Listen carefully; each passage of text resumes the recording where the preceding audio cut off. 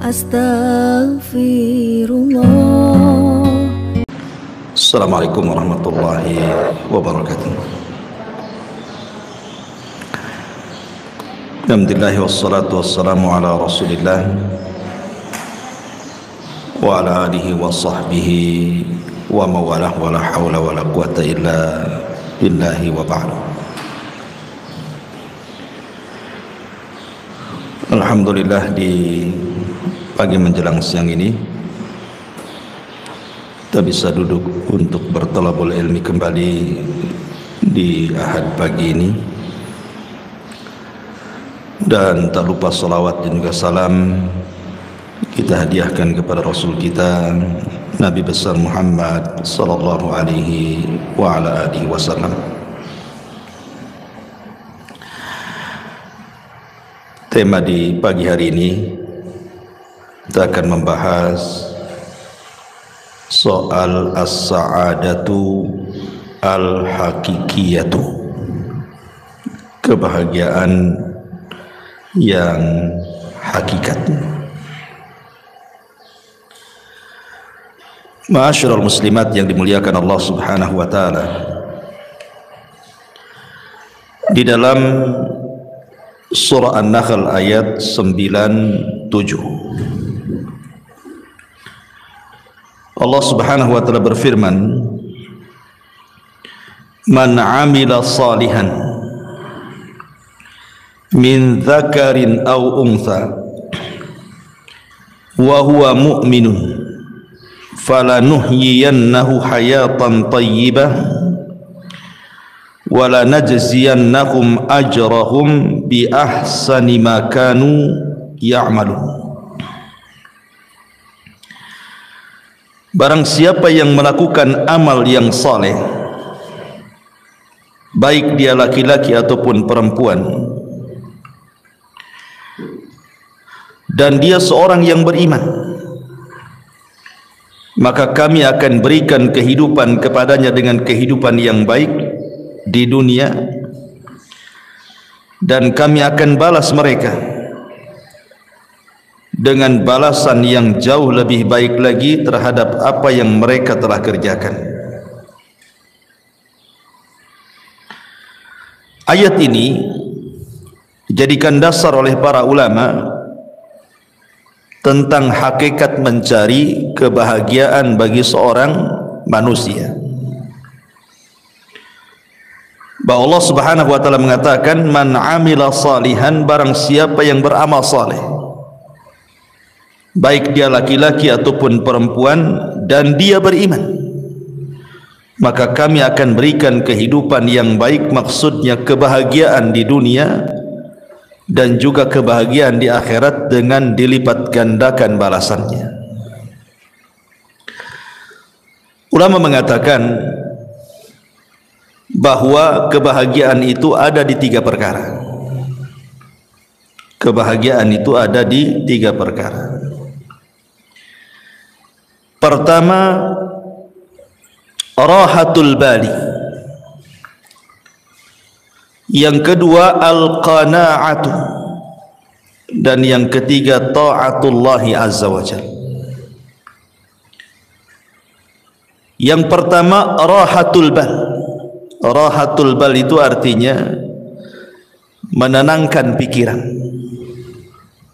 Karena kebahagiaan itu sebenarnya sesuatu yang tidak bisa didefinisikan. Bahagia itu apa? Kalau orang ditanya bahagia itu, kadang-kadang bingung juga mau jawab itu. Bagaimana manusia bisa bahagia? Lahir saja dia nangis, mati pula ditangisi. Mana bahagianya? Lahir nangis, ketika dia mati ditangisi orang. Sehingga kemudian para ulama ketika membahas masalah apa itu as-sa'adah, kebahagiaan itu, definisi mereka itu berbagai macam. Sehingga kemudian banyak yang mendefinisikan itu dengan contoh akhirnya. Salah satunya adalah bahwa bahagia itu kalau rahatul bali, kalau pikiran kita itu senang. Kalau pikiran kita senang itu pasti bahagia. Dari sini kita tahu bahwa rahatul bal itu adalah kenikmatan penduduk sorga. Karena penduduk sorga itu apabila dimasukkan ke dalam sorga, Allah katakan wa naza'na ma fi sudurihim min ghillin ikhwana. Kami cabut pada dada-dada dan hati-hati penduduk sorga itu al-ghil, hasad, dengki, dendam, pokoknya penyakit hati. Baru kemudian dimasukkan ke dalam sorga. Jadi penduduk sorga itu pikirannya tidak aneh-aneh gitu. Dia tidak memikirkan orang, kenapa orang bicara soal dia, atau kenapa dia tidak melakukan seperti orang yang lakukan. Karena biasanya orang kepikiran itu karena dua perkara ini. Jadi kalau ada orang membicarakan keburukan kepada kita, kita katakan kenapa dia ngomong tentang aku seperti ini. Kepikiranlah kan gitu ya. Atau melihat seseorang melakukan sesuatu, kemudian kita berpikir kenapa saya tidak juga melakukan seperti dia. Kepikiran jadinya ya. Jadi penduduk sorga itu tidak ada kepikiran seperti itu, karena sudah dihilangkan hasad dalam hatinya, sudah dihilangkan dengki dendam, sehingga memang tenang hatinya. Makanya kebahagiaan itu caranya adalah rahatul bal, tenangkan hati, gitu maksudnya. Rahatul bal itu menenangkan hati. Kalau ada ucapan-ucapan yang gak enak itu tenangkan saja, jangan dipikirin gitu. Karena bukan hanya sekelas ibu ya, sekelas Aisyah Ummul Mukminin radhiyallahu anha. Aisyah Ummul Mukminin radhiyallahu anha, wanita yang paling cerdas, wanita yang paling dicintai Nabi sallallahu alaihi wasallam saja dibicarakan orang. Jadi suatu hari Aisyah Ummul Mukminin ini kebagian Qur'ah itu maksudnya undian dari sekian istri si Nabi yang boleh ikut perang bersama Nabi. Karena kan tidak semua istri Nabi itu ikut perang, sehingga demi keadilan di Qur'ah diundi siapa yang berhak ikut dan siapa yang tidak berhak ikut. Aisyah radhiyallahu anha kebetulan ketika itu yang ikut perang bersama Nabi, menemani Nabi sallallahu alaihi wasallam safar dalam kondisi atau dalam keadaan berjihad. Menang pulang. Lah ketika pulang itulah Aisyah radhiyallahu anha di malam hari ingin buang hajat. Karena Aisyah itu kan berada di rumah-rumahan unta. Zaman itu kan belum ada mobil ya. Wanita biasanya diletakkan di rumah-rumahan, yang rumah-rumahan itu diletakkan di punuk unta. Jadi Aisyah radhiyallahu anha ketika itu minta izin kepada pasukan untuk buang hajat tengah malam. Berangkatlah Aisyah radhiyallahu anha ke padang pasir menjauh dari pasukan. Entah karena lamanya dia buang hajat, sehingga dikiranya oleh pasukan itu Aisyah sudah pulang dan sudah kembali ke rumah-rumah di atas unta itu. Berangkatlah pasukan ini. Ketika sudah berangkat, Aisyah selesai buang hajat, rupanya ketinggalan, nggak ada orang. Tapi Aisyah ini cerdas, dia tidak mungkin menyusul pasukan, karena kalau menyusul bahaya. Mendingan dia nunggu saja di situ. Boleh jadi nanti kalau orang-orang itu tahu bahwa dia belum ada di rumah-rumahan unta itu, pasti balik lagi. Jadi Aisyahnya menunggu saja. Lah saat menunggu itulah rupanya ada seorang sahabat namanya Safwan ibn Mu'attil ketinggalan pasukan.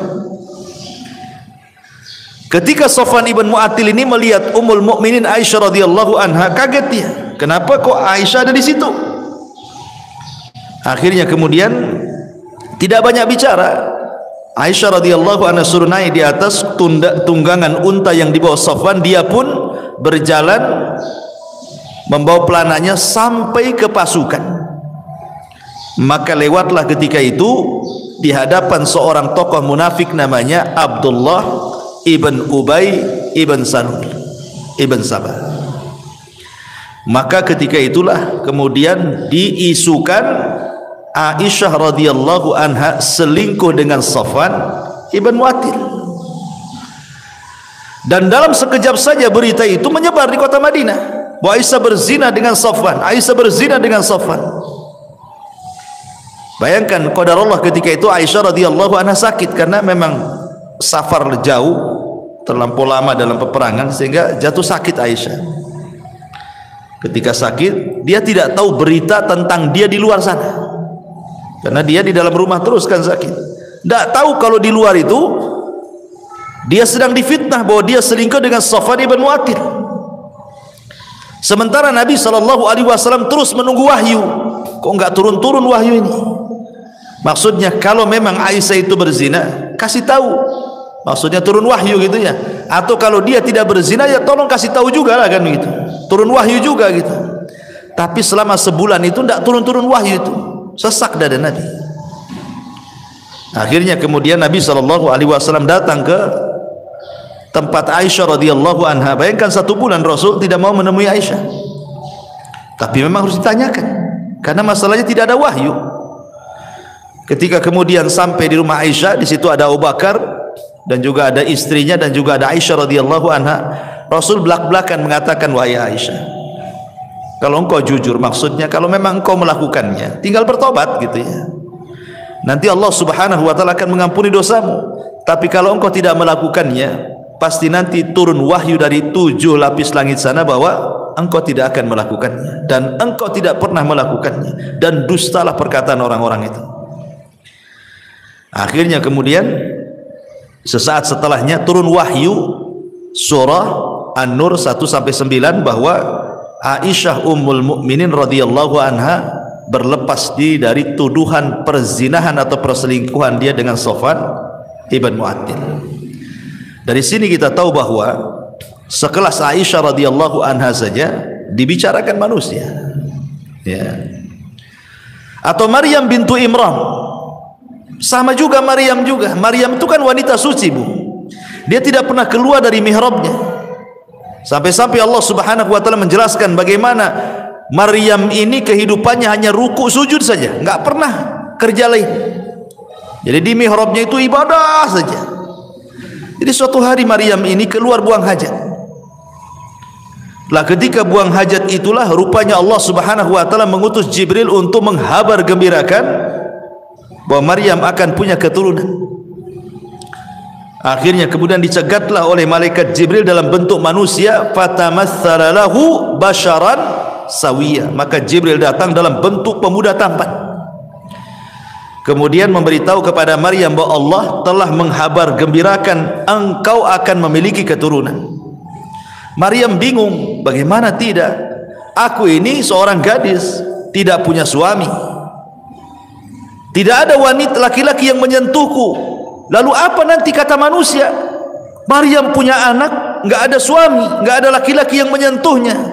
Sempat Maryam itu mengatakan, pergilah kalau engkau memang orang yang bertakwa. Tapi Jibril kemudian meyakinkan bahwa ini adalah kehendak Allah Subhanahu wa taala. Barulah kemudian Maryam pun menerimanya. Ketika betul-betul kandungannya membesar, kemudian mulailah diketahui oleh manusia, maka Maryam pun kemudian keluar dari Baitul Maqdis sampai melahirkan di Baitul Lahim, ya kan? Akhirnya kemudian setelah melahirkan Isa bin Maryam, Allah berikan ketenangan kepada Maryam dengan cara apa? Dengan cara Isa yang masih bayi itu dibuat bisa bicara. Jadi kalau ditanya itu bayi siapa, maka cukup diisyaratkan ke bayi itu, nanti bayi itu yang ngomong. Dan ini salah satu mukjizat Nabi Isa, di buayan ibunya sudah bisa bicara gitu ya. Akhirnya betul ketika Maryam menggendong bayi, ya semua orang mencela itu bayi siapa kan itu.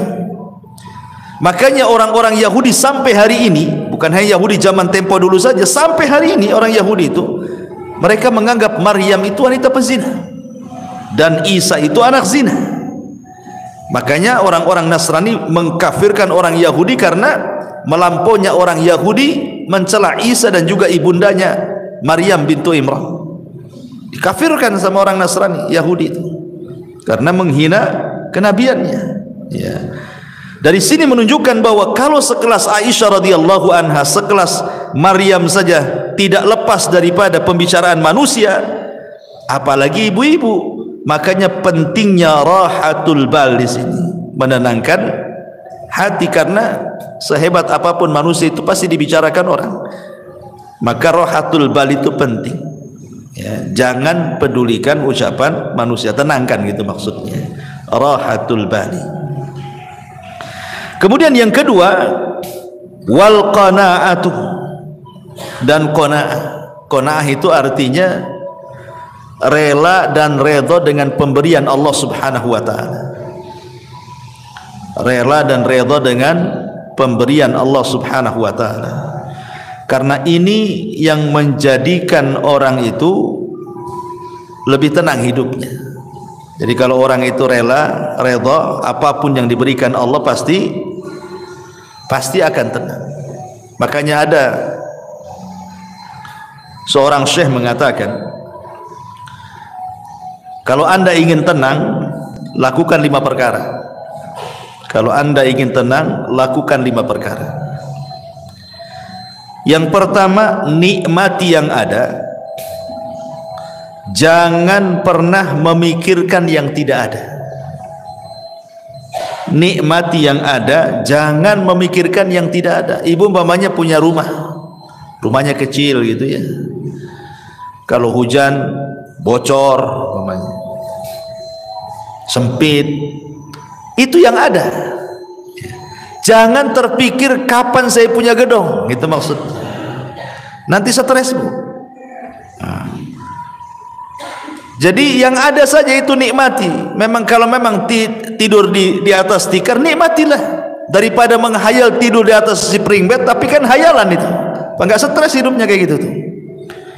Menghayal yang enggak ada, ya nikmati aja yang ada. Itulah qanaah namanya. Ini sama lah umpamanya ibu pengen apa? Pengen handphone bagus ya. Dari dulu yang jadul aja, nggak bisa layar sentuh, itu layar pencet kalau yang jadul itu ya. Kepikir pengen kayak tetangga, handphonenya bagus gitu kan, nggak usah, nikmati aja, nggak apa-apa, disentuh-sentuh sajalah di situ, nggak, walaupun nggak keluar kan, nikmati aja kan ya. Karena stres orang memikirkan yang nggak ada tuh.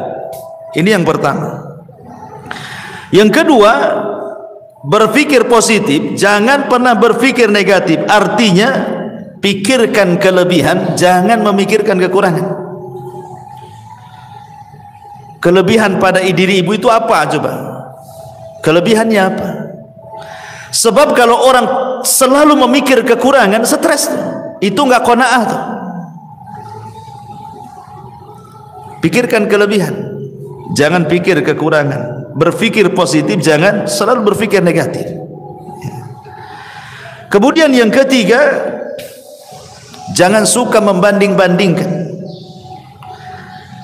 Ibu jangan membandingkan ibu dengan orang lain.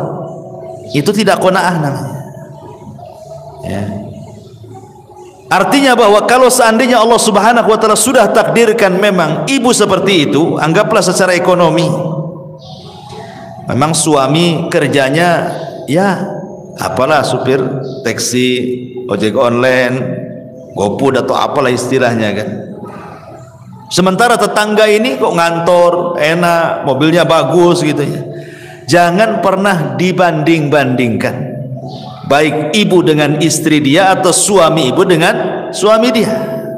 Jangan pernah dibanding-bandingkan. Karena membandingkan sesuatu itu menjadikan orang tidak qanaah. Kalau suka membanding-bandingkan itu hilang qanaahnya. Makanya kenapa Nabi SAW mengatakan, "Unzuru ila man huwa asfala minkum wa la tanzuru ila man huwa fawqakum fa huwa ajdar alla tajrar nikmatallahi alaikum." Lihat ke bawah, jangan lihat ke atas, kata Rasul. Orang kalau lihat ke atas kan pegel, Bu. Coba aja ibu nenggak gini lama-lama kan nggak pegel, Bu, ya kan. Stres, Bu, kalau nengok kapan saya kayak dia, apa nggak stres dia, pegel tuh otaknya. Tapi kalau lihat ke bawah pasti akan tenang. Kenapa? Karena Rasul mengatakan fahuwa ajdar alla tajdar nikmatallahi alaikum. Karena orang kalau suka lihat ke bawah itu akan lebih mudah bersyukur.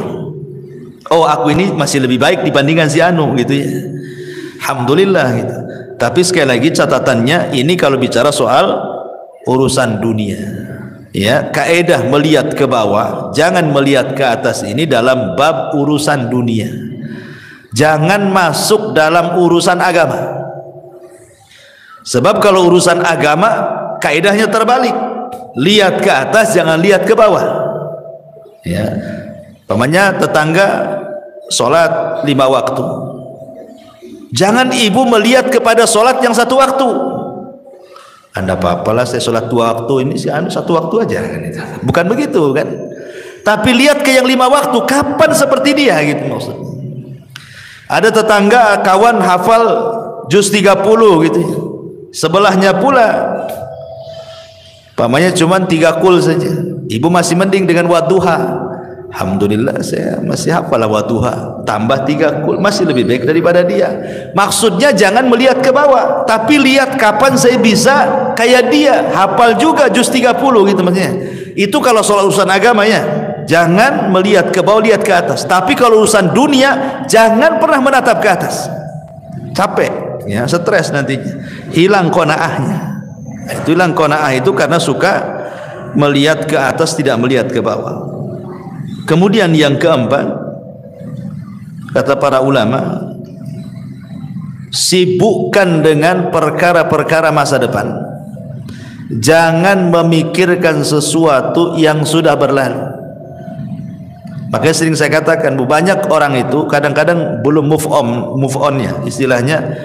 Mungkin dulunya pernah kaya, kemudian miskin, terpikirlah dulu. Mungkin dulunya mantan manajer, sudah tidak manajer lagi, terpikir pula masih jadi manajer. Mungkin dulunya dia polisi, kemudian purnawirawan, masih terpikir dia seolah-olah dia polisi, padahal sudah pensiun. Orang kalau memikirkan terus masa lalu, tidak pernah menatap masa depan, Bu, nggak akan pernah orang ini bahagia. Karena dia belum bisa menerima keadaan, itu masalahnya kan. Makanya saya kadang-kadang heran. Mungkin dulunya mantan militer gitu ya, TNI, Polri atau apa, udah nggak pensiun lagi, sudah nggak berjabat lagi, dia pensiun. Kadang-kadang turun di masyarakat itu seolah-olah dia masih TNI itu, nunjuk-nunjuk orang, soal dia polisi, padahal udah nggak polisi lagi. Kan berarti kan belum bisa menghilangkan kenyataan kalau dia itu sudah bukan polisi lagi, bukan manajer lagi, bukan menteri lagi, bukan itu yang kadang-kadang tidak bisa dilupakan. Makanya kenapa Nabi Shallallahu Alaihi Wasallam sampai mengajarkan doa kepada Abu Umamah itu apa? Allahumma inni a'udzubika minal hammi wal hazan. Ya Allah, aku berlindung kepadamu dari alham, kebingungan dan kesedihan. Bingung masa depan, sedih masa lalu, gitu maksudnya. Sedih ini karena memikirkan masa lalu, bingung itu karena memikirkan masa depan. Karena manusia itu kan tidak lepas daripada bingung, stres, sedih. Ya sedih memikirkan masa lalu, stres sekarang ini memikirkan masa sekarang, bingung apa yang harus dilakukan besok gitu kan. Itulah manusia di antara 3 perkara ini. Makanya supaya kita qanaah, jangan memikirkan sesuatu yang sudah berlalu, tatap masa depan supaya lebih qanaah. Ya sudahlah, sudah takdirnya. Yang penting saya pernah kaya dulu, kan itu ya. Yang penting saya sudah pernah jadi pejabat, sudah merasakan, saya sudah tahu semua. Kan enak tuh kalau ngomong gitu ya. Kemudian yang terakhir, kata para ulama di sini, sibukkan memikirkan diri sendiri, jangan pernah sibuk memikirkan orang lain. Ini penting.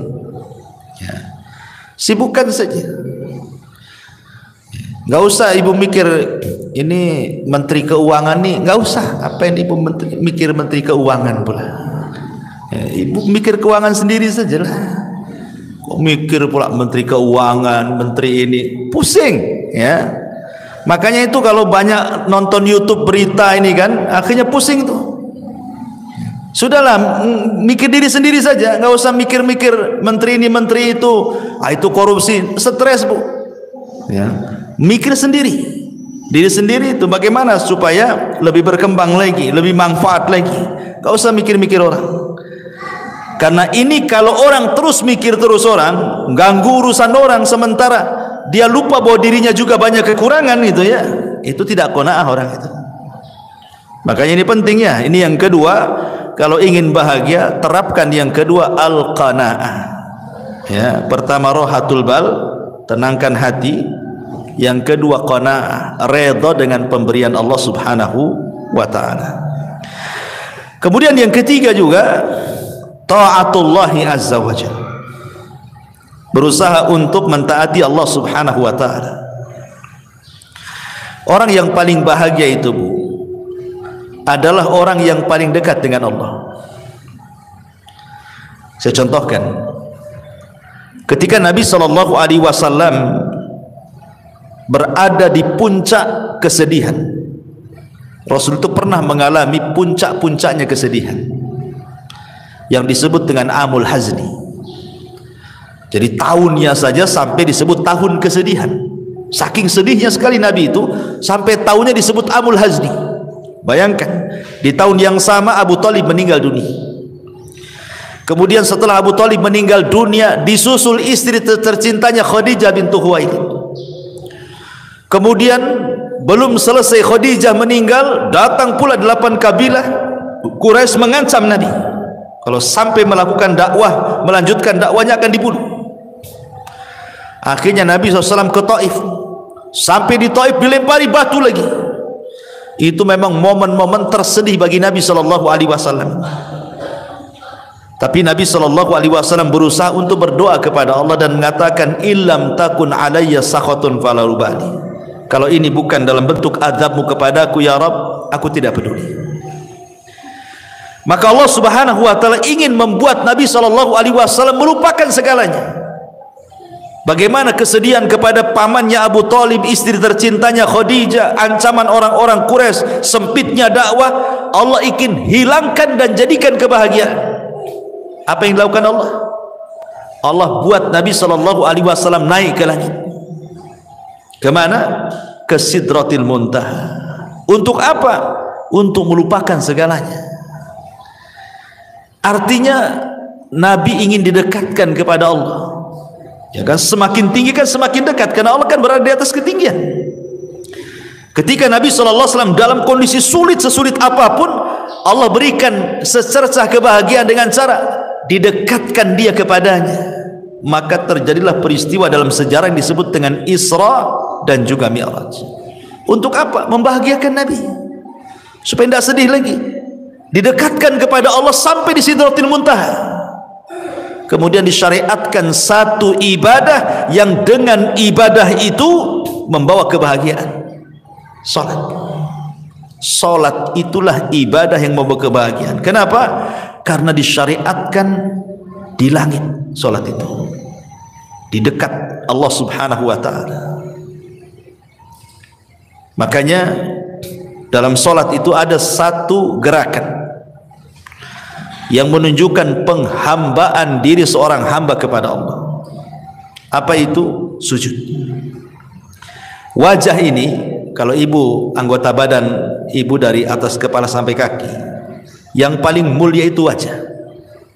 Yang paling mulia.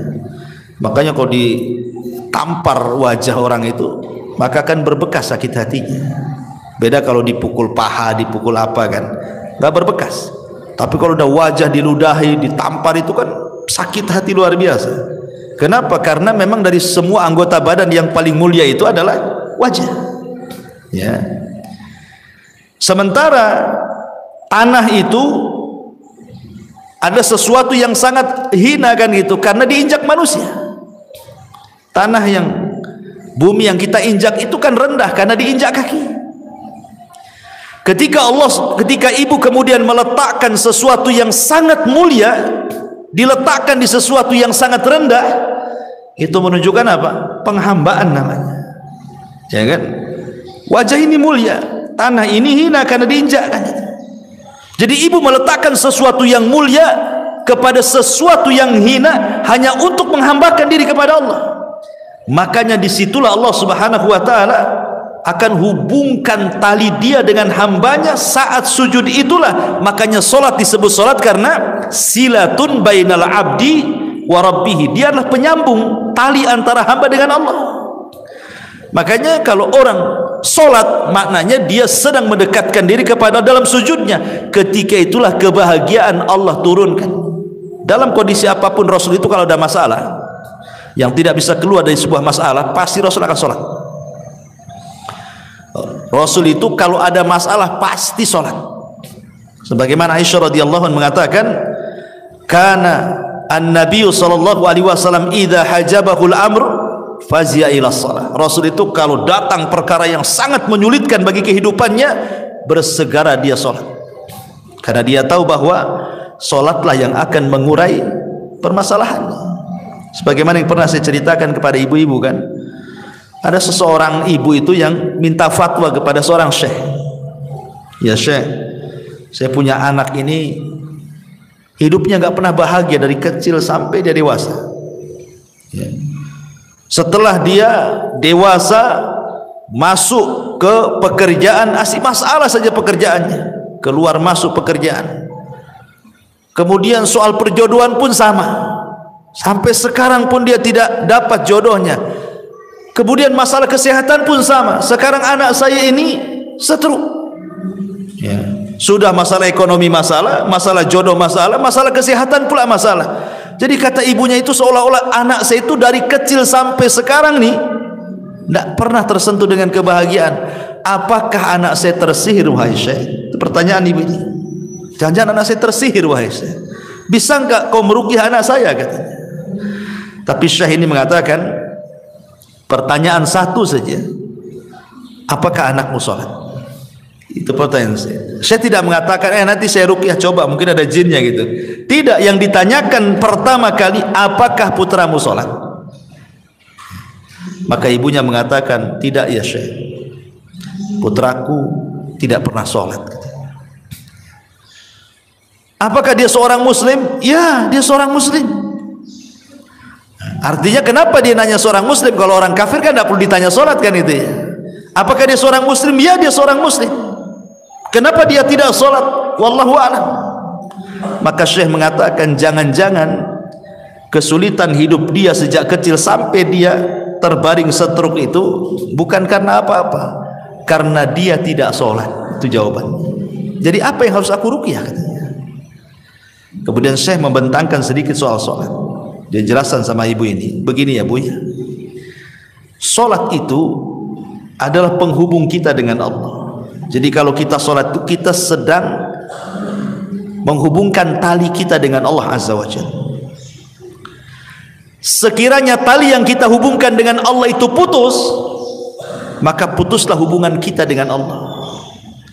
Ketika Allah tidak berhubungan lagi dengan kita, mungkinkah Allah membantu kita? Tidak mungkin ya. Maka solatlah, kata syekh ini, solatlah. Sebab kalau seandainya anda solat, berarti anda sedang menghubungkan tali anda dengan Allah. Ketika terhubung tali itu dengan Allah, maka yakin Allah subhanahu wa ta'ala akan menolong anda. Kemudian syekh mengatakan, coba bayangkan kalau putramu ini bangun di pagi hari dan dia tidak solat subuh, berarti dia memulai dengan aktivitas hari itu dengan laknat Allah Azza wa Jalla karena melakukan dosa besar ya. Kemudian datang siang hari lagi, dia tidak sholat duhur, berarti dia sudah dilaknat di siang hari. Kemudian datang sore hari lagi, dia tidak sholat asar, berarti Allah sedang melaknat dia di sore hari. Kemudian datang di malam hari maghrib, dia meninggalkan maghrib, berarti dia sedang dilaknat di waktu maghrib. Kemudian sholat isya, dia tinggalkan pula sholat isya, berarti dia sedang dilaknat di waktu isya. Kata syekh, bagaimana orang akan bahagia sementara awal aktivitas hidupnya diawali laknat dan sebelum tidur pula dia dilaknat katanya. Mana bahagianya? Gimana coba? Awal dilaknat, akhir pula dilaknat. Maka wajar anakmu tidak akan bahagia. Maka syekh mengatakan, suruhlah dia sholat. Dari sini kita tahu bahwa ketaatan kepada Allah Subhanahu wa taala itu salah satu penyebab orang bahagia. Karena bahagia itu ketika seorang hamba dekat dengan Allah. Ketika Nabi SAW sedang kesulitan, diberikan kebahagiaan dengan cara apa? Didekatkan dengan Allah, diangkat naik ke langit, didekatkan sampai di Sidratil Muntaha. Maka hilanglah keperitan hidup Nabi SAW, sehingga ketika turun setelah peristiwa Isra Mi'raj, semangat lagi dia hidupnya, semangat lagi. Apalagi selama perjalanan Isra Mi'raj itu bagaimana Nabi SAW dipertemukan dengan Nabi Adam, Nabi Yahya, Nabi Isa, Nabi Idris, Nabi Harun, Musa dan para Nabi yang lainnya. Menjadi sebuah pelajaran bahwa dakwah Rasul akan mengikuti marhalah para Nabi yang dijumpai selama perjalanan itu. Seperti dia berjumpa dengan Nabi Adam, sebagaimana Nabi Adam hijrah dari sorga ke bumi, maka engkau pun akan hijrah dari Mekah ke Madinah. Kemudian berjumpa dengan Yahya dan juga Isa bin Maryam, sebagaimana keduanya dirongrong dimusuhi orang-orang Yahudi, maka engkau pun sama ya Muhammad, sesampainya di kota Madinah maka musuhmu orang-orang Yahudi. Kan itu. Kemudian juga berjumpa dengan Nabi Yusuf, sebagaimana Yusuf dihasadi oleh saudara-saudaranya sehingga dimasukkan ke dalam sumur, maka dakwahmu pula yang menghalangi sebelum orang lain keluargamu. Maka yang menghalangi dakwah itu siapa dulu? Abu Lahab, keluarga. Belum ada Abu Jahal lagi ya, Abu Lahab sudah menghalang-halangi pamannya sendiri kan. Ketika Rasulullah SAW berjumpa dengan Nabi Musa alaihi salam, Nabi Harun alaihi salatu wassalam, Harun itu dikenal lembutnya, maka berdakwahlah seperti Harun lembut kepada Bani Israel. Ketika berjumpa dengan Nabi Musa itu dikenal kesabarannya, walaupun dia dimacam-macamin Bani Israel, sabar dia. Maka seolah-olah Allah ingin katakan, sabarlah engkau seperti Nabi Musa dalam rangka mengobati umat Islam. Ketika berjumpa dengan Ibrahim, dan itu orang yang paling mirip dengan Nabi SAW, dan dia yang membangun Ka'bah, maka seolah-olah Allah mengatakan, teruslah ikuti agama nenek moyangmu, maksudnya Ibrahim alaihi salatu wassalam, dengan memakmurkan Masjidil Haram. Ya, jadi ada hikmah-hikmah selama perjalanan Isra Mi'raj itu. Dari sini kita tahu bahwa yang ketiga, taatullah, ketaatan kepada Allah adalah salah satu jalan juga meraih kebahagiaan. Ini satu perkataan ulama. Kemudian yang lain juga dijelaskan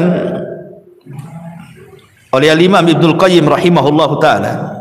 Imam Ibnul Qayyim rahimahullahu taala mengatakan, anna lis-sa'adatil 'abdi thalathatu umurin. Sesungguhnya dalam kebahagiaan seorang hamba itu terdapat 3 perkara. Idza an'ama 'alaihi syakara, wa idza betuliya 'alaihi sabara, wa idza adnaba istaghfara. Yang pertama, apabila diberikan nikmat oleh Allah Azza wa Jal, lantas dia pun bersyukur. Apabila diuji oleh Allah Subhanahu wa taala, lantas dia bersabar.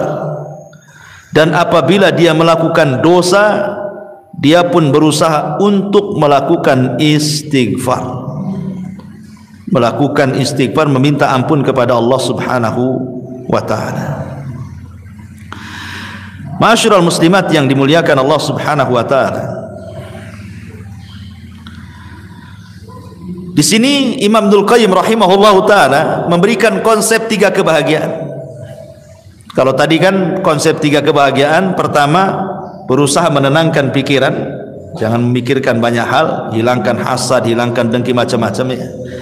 Kemudian qanaah, kemudian lebih taat lagi kepada Allah. Maka konsep Imam Ibnul Qayyim berbeda lagi. Kalau ingin bahagia, yang pertama apabila mendapatkan nikmat bersyukur. Apabila mendapatkan nikmat bersyukur. Ini kaitan dengan qanaah juga kan? Ya, qanaah itu artinya apa? Syukuri yang ada, jangan memikirkan yang tidak ada. Nikmati yang ada, jangan menikmati yang tidak ada. Yang ada saja. Wa in ta'uddu nikmatallah la tuhsuha, kan itu. Kalau anda hendak menghitung nikmat Allah, Tidak mungkin terhitung nikmat Allah itu. Banyak kok nikmat Allah itu. Kemudian yang kedua konsepnya ini yang penting juga. Apabila ditimpa musibah, dia bersabar. Ini yang paling penting dalam konsep kebahagiaan. Karena biasanya ketika musibah itu terlalu berat, yang datang hanyalah keperitan dan kesedihan. Sering saya katakan, Bu, dalam beberapa kajian di sini kan, bahwa pada setiap perkara yang ada kebahagiaan, pasti di situ ada kesedihan. Perkara-perkara yang ada kebahagiaan di sebuah perkara, pasti terselip kesedihan di situ. Itu sudah matematika tuh, 1 tambah 1 2 tuh. Contoh, ibu bahagia dengan suami, yang punya suami, tetapi di balik kebahagiaan ibu suka senang dengan suami itu, pasti suatu ketika ada kesedihan. Tatkala ibu bermasalah dengan suami, ya, atau uang bulanan kurang, sedih, padahal ada duit dia, kok nggak dikasih saya, katanya. Artinya di sela-sela kebahagiaan itu pasti ada kesedihan tuh. Nengok anak-anak nih, nampak seneng lah anak-anak, apalagi yang masih lucu-lucu ya, usia 4-5 tahun gitu kan, masih lucu-lucunya tuh. Seneng kita nengok anak-anak tuh ya. Tapi ketika anak itu sakit arah gitu kan, sedihlah kita di situ. Jadi mana-mana tempat ada kebahagiaan, pasti terselip kesedihan di situ. Pasti, ya. Atau ketika ibu melihat harta, ibu punya mobil, punya rumah, punya uang gitu kan senang itu, karena itu juga salah satu penyumbang kebahagiaan kan gitu ya. Siapa bilang mobil itu tidak menyumbang kebahagiaan? Masih enak naik mobil daripada jalan kaki kan, Bu. Capek jalan kaki, apalagi jauh, sedih kali itu. Tetapi kan bukan segala-galanya. Tapi di balik harta yang merupakan penyumbang kesenangan bagi kita itu juga ada kesedihan. Kesedihan, takut kalau seandainya harta itu hilang, takut kalau seandainya motornya hilang gitu ya. Ini cicilan udah hampir berapa bulan lagi mau lunas gitu kan. Stres dia. Senang tuh udah bisa beli motor ya dengan cicilan sekian. Biasanya orang-orang kan gitu, paling 3 bulan lagi lunas lah. Tapi masalahnya untuk melunasi itu tak ada duit, sedih dia. Satu sisi senang dia punya kendaraan, sisi lain sedih pula dia tidak bisa melunasi. Pokoknya apapun yang terselip kebahagiaan, pasti di situ ada kesedihan. Apapun itu sudah memang ketentuan, ada bahagia, ada sedih, ada musibah, ada nikmat. Tetapi kata para ulama mengatakan, walaupun demikian, ya, seseorang itu harus memahami bahwa setiap kebahagiaan ada kesedihan, nanti Allah akan balik lagi. Setiap kesedihan itu pasti ada kebahagiaan. Kenapa demikian? Karena Allah Subhanahu wa taala mengatakan di 2 ayat pertama, wa tilkal ayyam nudawiluha bainan nas. Yang namanya hari itu diputar, Bu. Tidak mungkin Allah menciptakan dalam satu kondisi, tidak mungkin juga Allah menciptakan dalam kondisi yang lain. Begitu terus, tidak mungkin, mustahil. Nggak mungkin orang itu dibuat tertawa terus, apa nggak dianggap gila tuh kalau ketawa terus kan? Nggak mungkin juga orang dibuat menangis terus. Kadang orang itu dibuat Allah ketawa, kadang Allah buat dia menangis. Kadang Allah buat dia bahagia, kadang buat Allah susah. Begitulah kehidupan manusia. Tetapi walaupun demikian, karena Allah itu Rahim, Allah mengatakan inna ma'al usri yusran, inna ma'al usri yusra. Terkadang satu kesulitan itu Allah bukakan banyak kemudahan, ya. Karena Allah mengatakan al-usri dengan alif lam, sementara yusran itu dengan nakirah. Maknanya bahwa al-usri yang pertama adalah usri yang kedua, tapi yusran yang pertama bukan yusran yang kedua. Kan 2 kali diulang dalam Quran itu kan, inna ma'al usri yusran, inna ma'al usri yusran. Dan ayatnya 2 kali diulang tuh. Artinya al usri yang pertama, usri yang kedua, tapi yusran yang pertama bukan yusran yang kedua. Gitu maknanya.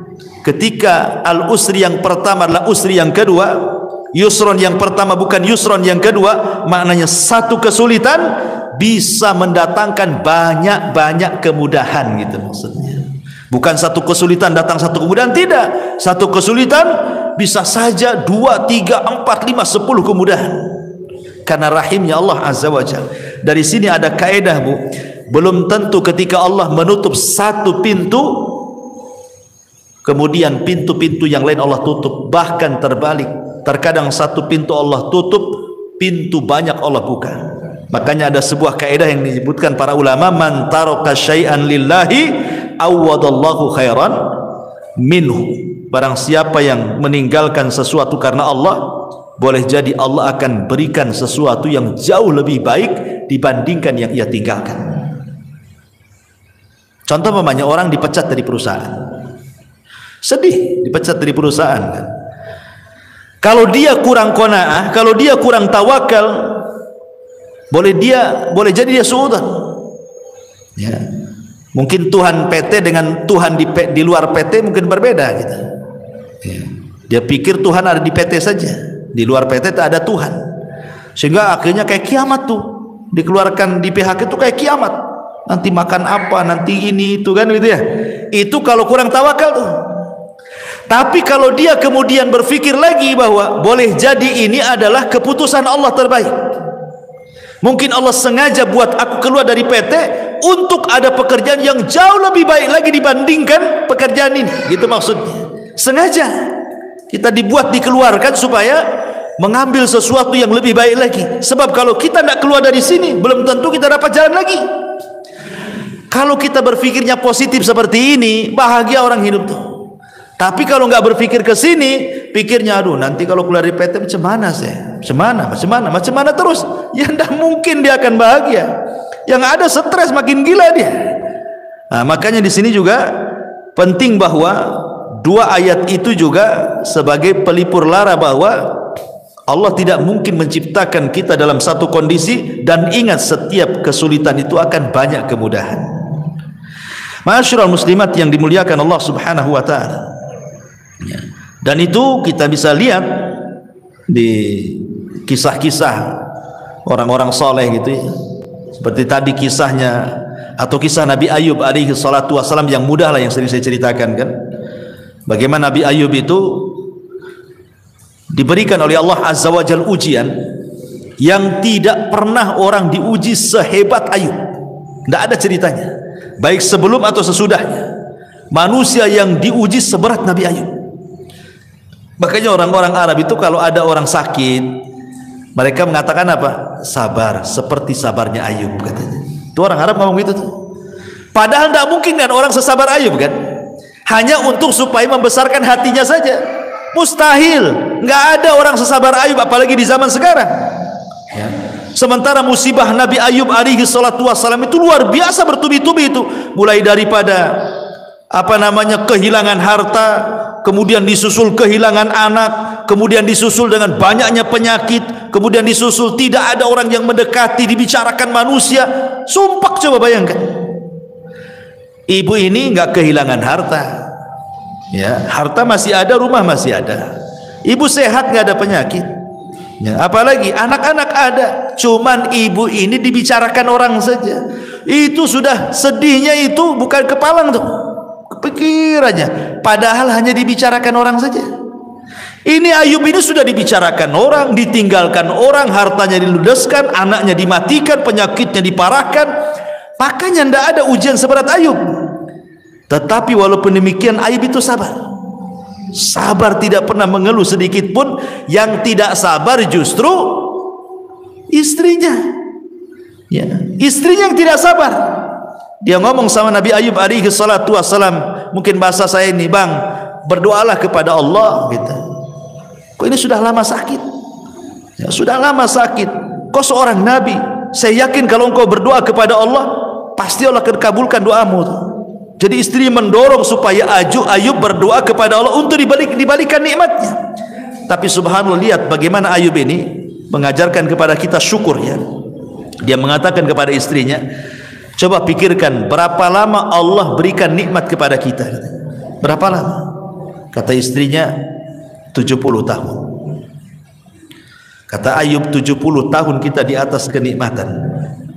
Sekarang Allah baru uji saya 18 tahun.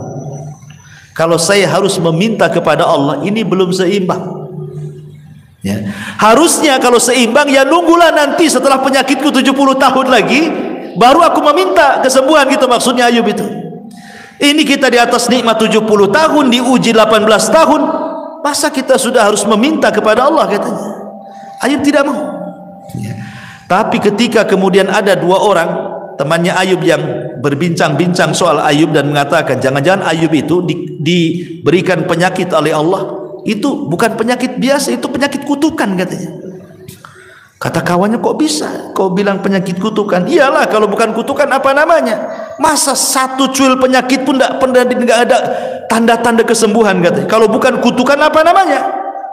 Kedengaranlah kalimat ini ke telinga Ayub.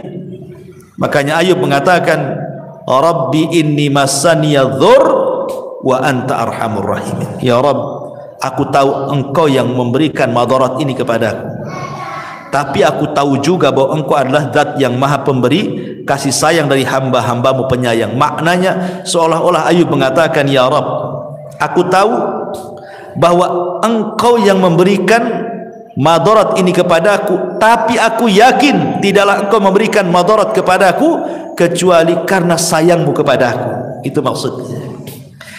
Lihat bagaimana ada berdoa Ayub saja tidak dirinci penyakitnya. Menunjukkan apa? Menunjukkan Ayub itu tidak tasahud. Tasahud itu artinya menolak takdir, kayak kita kan ngomel-ngomel sama Allah. Enggak. Ayub kan tidak merinci kan musibahnya, dia hanya mengatakan, aku tahu ya Rabb, engkau yang menimpakan penderitaan ini. Lain kalau kita ngomong, ya Allah, anak saya sudah mati, ya, dirinci kalau kita doa itu kan. Ini rumah juga bocor-bocor kan itu, ya. Ini usaha juga lagi sulit. Itu kalau doa kita yang dirinci itu, susahnya kita ini dirinci, ya kan. Ya, kalau bisa itu 10 rincian disebut semua tuh, ya. Nabi Ayub tidak dirinci. Dia hanya mengatakan, ya Rabb, aku tahu kau yang menimpakan derita ini. Titik sampai di sini. Karena Allah sudah tahu gitu, tidak perlu dirinci, Allah sudah tahu kan itu. Dan itu ada berdoa namanya. Ya, Allah sudah tahu, sudah paham gitu. Makanya sejak itulah Allah Subhanahu wa taala kabulkan permintaan Ayub dan Allah kembalikan nikmatnya. Dan ini dari sini ada kaidah bahwa barang siapa yang meninggalkan sesuatu karena Allah, pasti Allah akan ganti sesuatu itu yang jauh lebih baik lagi, ya. Karena orang di depan musibah itu kan terbagi menjadi 3, Bu, ya. Yang pertama tasahud, tidak redho, tidak rela, kemudian mulutnya ini ngomong macam-macam, ya. Ini seburuk-buruknya orang ini nggak akan bahagia selamanya. Yang kedua, dia berusaha untuk rela, redho, ikhlas gitu ya. Tapi terkadang kalau disentuh hatinya keluar juga dia. Jadi pura-pura sabar saja, tapi kalau diajak bicara keluar semua keluhannya. Ya, tapi masih mendingan lah dibandingkan orang yang pertama. Kemudian yang ketiga, orang yang betul-betul ikhlas, betul-betul redho, lisannya pun dia tidak pernah mengeluh, ya. Bahkan dia sanggup mengucapkan alhamdulillah. Itulah sebahagia-bahagia manusia ketika dia bisa sabar, bisa rela, bahkan bisa mengucapkan alhamdulillah di depan musibah yang dialaminya. Kemudian ini diantara perkataan Ibnul Qayyim. Kemudian yang ketiga, wa idza adnaba istaghfara, dan apabila berdosa dia segera melakukan istighfar.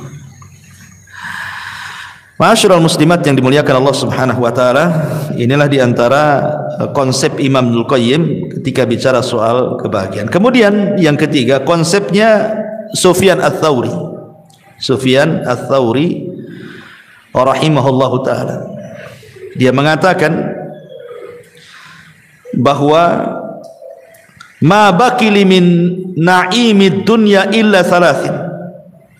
Kata Sufyan Ats-Tsauri, aku tidak pernah merasakan nikmatnya dunia, maksudnya kebahagiaan dunia ini, kecuali karena 3 perkara. Kecuali karena 3 perkara. akhun thiqatun fillahi aqtasibu min suhbatihi khairan in ra'ani za'ighan qawwamani aw mustaqiman ragabani wa rizqun wasi'un halalun laysat lillahi alayya fihi tabi'atun wala li makhluqin alayya fihi minnatun wa salatun fi jama'atin akfi sahwaha wa arzak ajruha. Kata Sufyan Ats-Tsauri rahimahullah, yang pertama akhun thiqah. Kebahagiaan itu kalau memiliki kawan yang bisa dipercaya, di mana aku mengambil manfaat dari perkawanan itu. Kalau kawanku melihat aku menyimpang, dia berusaha meluruskanku. Kalau kawanku melihat aku istiqomah, berusaha memberikan dorongan, ya, kabar gembira sehingga makin istiqomah. Kemudian yang kedua, warizkun wasiun, rizki yang luas, yang halal. Rizki yang luas, yang halal, di mana dengan itulah aku tidak menjadikan aku menjadi peminta-minta kepada manusia. Aku kaya gitu, enggak harus meminta-minta kepada manusia. Dan yang ketiga, sholat jamaah. Yang ketiga, sholat berjamaah. Dengan itulah aku bisa merasakan kebahagiaan. Jadi Sufyan Ats-Tsauri mengatakan bahagia itu ada di 3 perkara. Teman yang baik, yang kedua rizki yang luas dan halal sehingga dia tidak meminta-minta, dan yang ketiga pada sholat, ya, sebagaimana Rasul mengatakan kepada Bilal, ya Bilal hayya nastari bis sholat, wahai Bilal, mari beristirahat, bersenang-senang dengan sholat. Jadi beliau mengatakan seperti itu karena Sufyan Ats-Tsauri ini orang yang paling zuhud, orangnya kaya tapi zuhud. Jadi suatu ketika Sufyan Ats-Tsauri ini ditanya oleh muridnya, ya Imam, engkau ini selalu memberikan fatwa zuhud, tapi kok kaya, katanya. Jadi pikiran orang yang bertanya itu, kalau bisa orang zuhud itu ya miskin gitu maksudnya ya. Jadi orang zuhud itu menurut dia harus miskin, compang-camping, makannya nasi kerak gitu ya. Ya pokoknya susah lah orang zuhud. Dikiranya seperti itu makna zuhud. Jadi orang ini mengatakan, ya Sufyan, engkau ini selalu menasihati zuhud, tapi kau juga kaya gitu ya. Lihat jawaban Sufyan Ats-Tsauri. Dia mengatakan zuhud itu bukan itu. Zuhud itu kau letakkan hartamu di tanganmu. Maksudnya jangan kau letakkan hartamu di hatimu. Sebagaimana diriku, aku meletakkan hartaku di tanganku dan aku tidak meletakkan hartaku di hatiku. Dan kenapa aku harus kaya? Likaila atamandalu alal muluk, supaya aku tidak menjilat penguasa, supaya aku bisa mengatakan yang hak-hak, yang batil-batil katanya. Karena aku tidak ada, pemerintah tidak ada budi baik dengan aku. Aku sudah kaya, ya kan? Sehingga aku tidak menjilat mereka, sehingga aku bisa menegur mereka, kata Sufyan Ats-Tsauri. Dari sini menunjukkan bahwa itulah bentuk kebahagiaan, salah satunya adalah rizki yang luas dan halal. Sebab kalau rizkinya sempit gitu kan, akhirnya apa? Terpaksalah pinjam-pinjam uang, kan gak bahagia jadinya kan, meminjam-minjam uang, akhirnya tidak bayar utang, malam pula stres, siang pula menghilang, kan gitu. Orang yang punya utang itu cari-cari orang nggak kemana, nggak jelas gitu ya. Jadi salah satu kebahagiaan adalah rizki yang luas tapi juga halal, karena rizki haram itu tidak akan bahagia, pasti ada masalah. Termasuk juga di sini kata beliau, punya kawan yang baik. Kalau salah ya diluruskan, kalau memang benar ya didorong supaya makin benar, kan bahagia punya kawan seperti itu. Ibu punya suami umpamanya kan, suaminya mendorong ibu, kalau salah diluruskan, kalau benar ya terus didorong-dorong, kan senang gitu ya. Nah, kata Sufyan Ats-Tsauri, carilah kesenangan di 3 tempat ini. Akhun thiqah, saudara yang bisa kita percaya, kemudian rizki yang luas, kemudian dalam sholat jamaah, dan yang terakhir tentu saya ingin bacakan satu hadis. Hadis ini disahihkan oleh Syekh Nasiruddin Al-Albani rahimahullahu taala dari Zaid ibn Thabit radhiyallahu anhu. Rasul mengatakan, "Man kanatid dunya hammahu, farraqallahu alaihi amrahu, wa ja'ala faqrahu baina 'ainaihi, wa lam ya'tihi minad dunya illa ma kutiba lahu. Wa man kanat al-akhiratu niyyatahu, jama'allahu lahu amrahu, wa ja'ala ghinahu fi qalbihi, wa atathu ad-dunya wa hiya raghibah." Barang siapa yang dunia menjadi tujuan hidupnya, maka Allah subhanahu wa ta'ala akan cerai beraikan perkaranya, dan Allah akan jadikan kefakiran di kedua matanya, dan tidaklah dunia yang datang kepadanya kecuali apa yang sudah dicatat takdir saja. Tetapi barang siapa yang akhirat adalah niat hidupnya, maka Allah subhanahu wa ta'ala akan kumpulkan perkaranya, dan Allah akan jadikan kekayaan dalam hatinya, dan Allah akan datangkan dunia kepadanya sementara dia menolaknya. Ma'asyiral muslimat yang dimuliakan Allah azza wa jalla, hadis ini adalah hadis yang sangat mulia sekali, satu dasar mencapai kebahagiaan dunia dan akhirat. Pertama, penggalan yang pertama, Rasul mengatakan barang siapa yang dunia itu menjadi tujuan hidupnya, maka Allah pasti akan mencerai beraikan urusannya, dan Allah akan jadikan kefakiran di kedua matanya.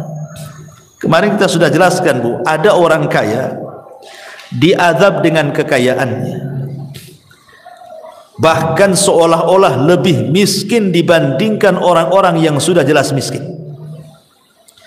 Ada orang miskin, Bu, mungkin dia tukang bangunan, ya, kadang helper, ya, mungkin yang paling rendah dalam tukang bangunan itu helper itu, ya. Kadang ada borongan, kadang tidak, gitu. Kadang ada proyek, kadang tidak. Tapi dia bisa hidup dengan keluarganya. Dia bangun tidur, kemudian jam 8 dia sudah kerja, jam 5 pulang. Kemudian dia bisa senang dengan anak istrinya juga. Nanti besok gitu lagi. Ya. Tapi ada orang-orang kaya, Bu, itu seolah-olah 24 jam hidupnya itu dengan duit saja, nggak ada untuk keluarga tuh. Ada orang kayak gitu kan? Karena orang kaya itu umpamanya, oh ini ada meeting ke Medan nih, seminggu di Medan. Sementara tukang bangunan ini di rumah terus dia sama keluarganya. Dari pagi bisa dia tengok istrinya, ini nanti sebulan kemana, sebulan kemana, kapan tuh sama keluarganya dia. Itu kan orang ini diazab dengan kekayaan namanya tuh. Kok kekayaannya yang mengadab? Harusnya orang yang kaya itu lebih banyak hidup dengan keluarga dibandingkan orang miskin. Ini tidak gitu. Kenapa orang yang miskin itu lebih senang hidup dengan anak istrinya, lebih banyak waktunya? Orang kaya ini pula sedikit waktunya. Berarti dia diazab dengan kekayaannya. Orang miskin aja nggak kayak gitu cari uangnya kok. Kalau sudah cukup untuk makan selesai. Ini tidak cukup-cukup. Maknanya dia itu miskin, tidak kaya sebenarnya, karena tidak cukup. Ya. Makanya di sini Rasulullah mengatakan, "Man kanatid dunya hamma," siapa yang dunia tujuannya itu, farraqallahu alaihi amrah, pasti Allah cerai beraikan urusannya. Kalau dia tidur, Bu, apa maksudnya Allah cerai beraikan itu? Hatinya dicabang-cabangkan. Ya, maksudnya farraqallahu alaihi amrah itu hatinya dicabang-cabangkan, tidak bisa tidur, Bu. Nanti satu sisi otaknya mikir ini, sisi lain mikir ini, sisi lain, pokoknya tidur itu menghayal aja dia. Gimana mau tenang coba? Tidur aja tidak bisa, karena mikir ini, mikir ini, mikir itu, banyak mikir. Akhirnya ketika dia banyak mikir itulah wa ja'ala faqrahu baina 'ainaihi, maka hidupnya tidak akan tenang sehingga Allah jadikan kefakiran di kedua matanya. Mana dapat kesenangan orang kayak gini kan? Hidupnya nih mikir banyak gitu ya. Tetapi sebaliknya, walam ya'tihi minad dunya illa ma kutiba lahu, padahal dunia sendiri kalau dicari tidak lebih daripada yang ditakdirkan saja. Maka berjalanlah bersama takdir, itu selesai. Jalan bersama takdir. Ya. Karena sehebat apapun Anda mencari dunia, kalau ditakdirkan dapat segitu ya segitu, tidak mungkin nambah. Ngapain kemudian ngoyo dari pagi ke pagi lagi kan? Padahal dunia itu sebatas ditakdirkan saja. Wa man kanatil akhiratu niyatahu, barang siapa yang akhirat niatnya, jama'allahu amrahu wa ja'ala ghinahu fi qalbihi wa atathu dunya wa hiya raghimah. Tapi kalau niat hidupnya hanya untuk akhirat, maka Allah akan kumpulkan urusannya.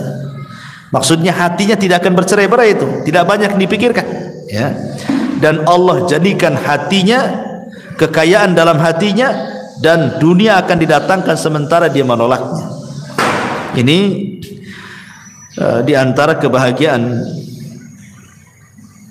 yang dimaksud adalah kebahagiaan hati, ya. Karena di sini Allah Rasul mengatakan wa ja'ala ghinahu fi qalbihi. Jadi kalau ditanya bahagia itu ada di mana? Ya bahagia itu ya ada di hati, ya.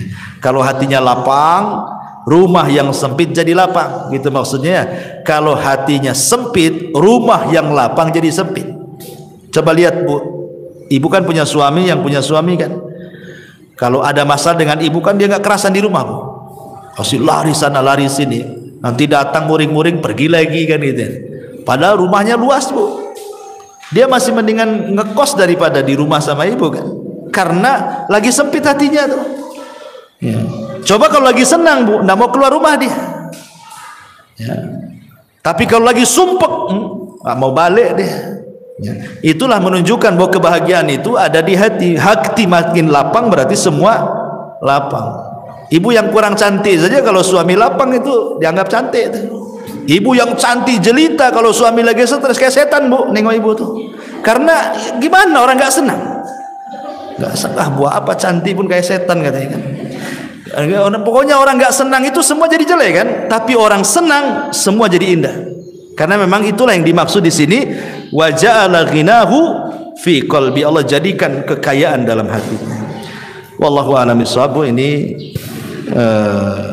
yang bisa sampaikan. Tapi sebelum saya tutup, kalau ada yang bertanya silakan.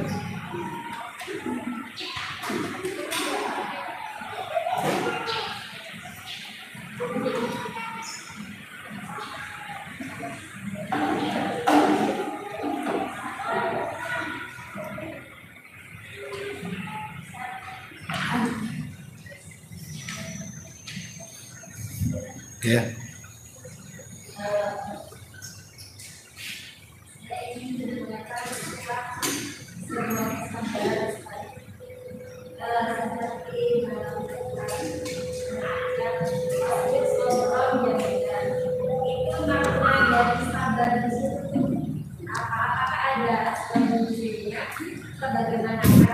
Apa sok pasbir sabron jamilah. Oke. Okay.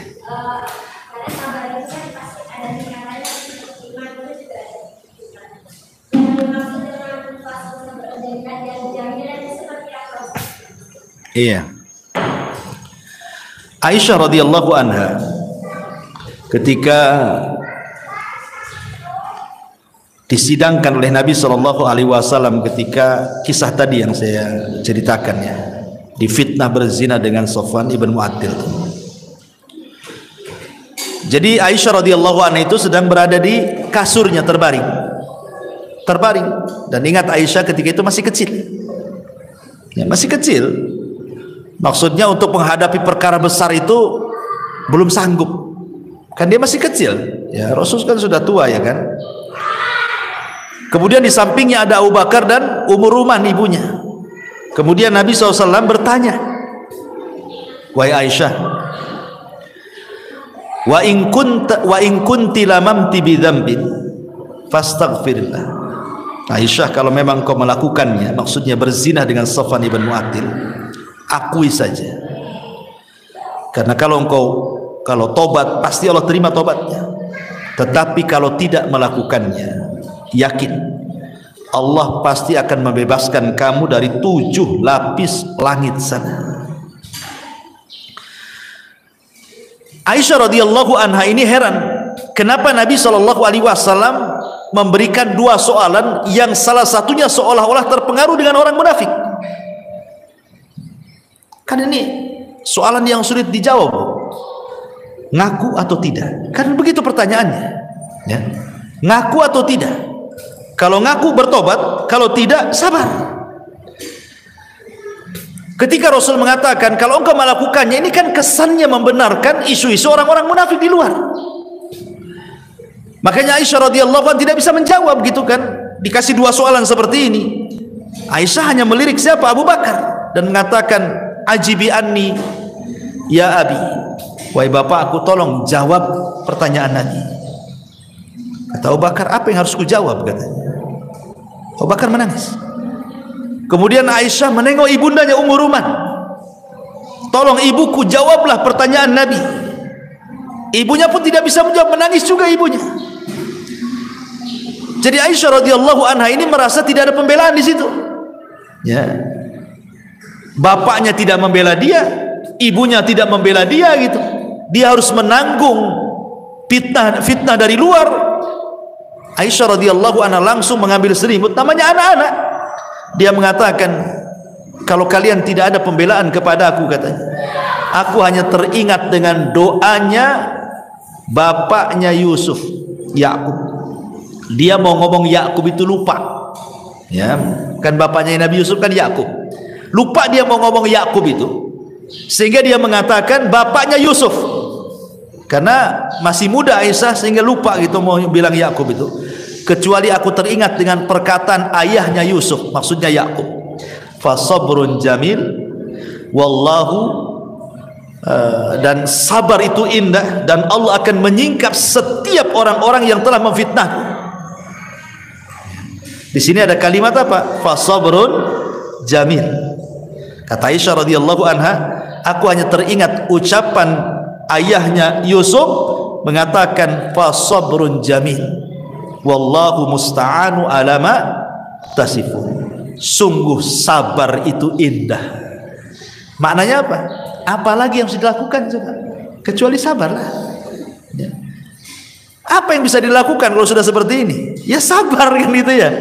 Ibu ditimpa musibah, emang bisa apa dengan musibah itu kalau selain dari sabar kan? Ditinggal mati suami umpamanya. Emang dengan cara teriak-teriak tiba-tiba suaminya bangun lagi dari kuburan? Bukan makin senang bu, ibu makin kabur kalau suami bangkit lagi dari kuburan tuh. Apalagi malam-malam kan gitu ya.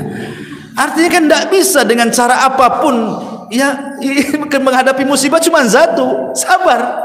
Itu yang paling indah tuh. Karena dengan sabar itulah bisa melupakan kesedihan. Makanya sabar itu indah. Karena bisa melupakan kesedihan. Sebab kalau tidak sabar tidak indah hidupnya. Pasti akan rungsak seluruh hatinya kan. Nah itulah makanya kenapa sabar itu indah. Karena pada setiap kesabaran itu pasti ada keindahan. Tapi kalau tidak sabar nggak akan indah hidupnya. Stres terus ya. Wallahu a'lam. Dah? Iya.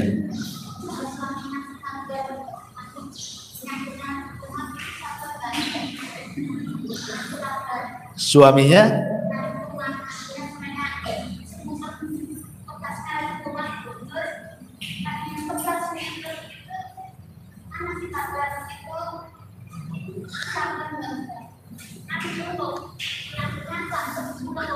ngeluh. Yang ngeluh siapa? Suaminya ngeluh. Istrinya ngasih nasihat, sabar gitu. Malah marah dia. Oh. Suaminya emosi.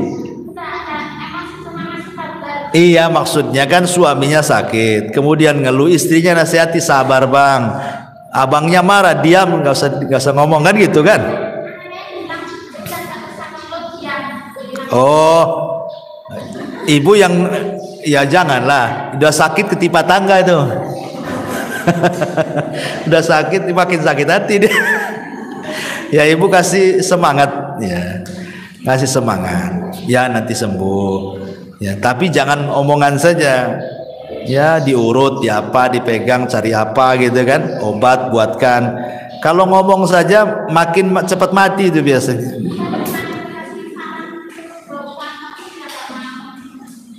Oh dia nggak mau berobat. Ya suruh berobat. Ya berobat itu kan wasilah kesembuhan. Nggak boleh tawakal saja. Karena Allah itu memberi kepada yang berusaha, bukan kepada yang berdoa. Itu kaidah. Allah itu memberi kepada yang berusaha, bukan kepada yang berdoa. Kalau berdoa saja ya Allah, nggak akan diberi. Tapi kalau habis berdoa dia usaha, Allah kasih. Ini ada anak muda nih, masuk ke masjid berdoa, ya Allah kasihlah anak yang soleh. Kasih anak soleh? Tidak, kawin aja enggak. Mana mau dapat anak? Usaha kawin dulu baru dapat anak kan gitu. Jadi Allah itu memberi ke yang berusaha, bukan kepada yang berdoa. Maka sarankan jangan berdoa terus, usaha juga. Berdoa minta kesembuhan, ya makan obat juga gitu maksudnya. Atau terapi-terapi apa gitu ya, karena doa itu tidak menghilangkan akhdhu bil asbab, mengambil sebab ya. Ya Bu, saya kira cukup lah. Ini sudah jam 10, saya harus ke Batam Center. Mudah-mudahan ada manfaatnya. Subhanallah bihamdika, asyhadu an la ilaha illa anta, astaghfiruka wa atubu ilaik. Allahu ta'ala. Assalamualaikum warahmatullahi wabarakatuh.